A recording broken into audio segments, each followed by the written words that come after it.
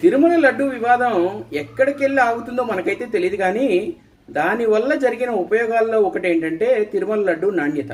మనం కానీ గమనించినట్లయితే ఈ వారం 10 రోజుల్లో తిరుమల లడ్డు నాణ్యతకి, అలాగే ఇంతకు ముందు గత సంవత్సరం 2 సంవత్సరాలు 3 సంవత్సరాల్లో తిరుమల లడ్డు నాణ్యతకి చాలా తేడా ఉందని ఈ మధ్య దర్శనానికి వెళ్ళి ప్రసాదం స్వీకరించిన వాళ్ళు చెప్తున్నారు.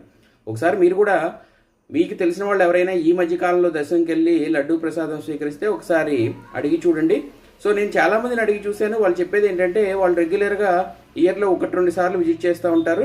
సో వాళ్ళు చెప్పింది ఏంటంటే క్లియర్గా లడ్డు నాణ్యతలో మాత్రం డెఫినెట్గా మార్పు వచ్చింది. అంటే ప్రస్తుతం దీని గురించి వివాదం నడుస్తున్నందువల్ల, టాపిక్ హాట్గా ఉండటం వల్ల అధికారులు కావచ్చు లేదా అక్కడ వర్క్ చేసే వాళ్ళు కావచ్చు కొంచెం ఎక్కువ శ్రద్ధ పెట్టి సో లడ్డు నాణ్యత మీద దృష్టి పెట్టి లడ్డు నాణ్యత పెంపొందించారా అన్న సందేహాలు అయితే వస్తున్నాయి. ఇది కరెక్ట్ అయితే మాత్రం అందరికీ మంచిదే.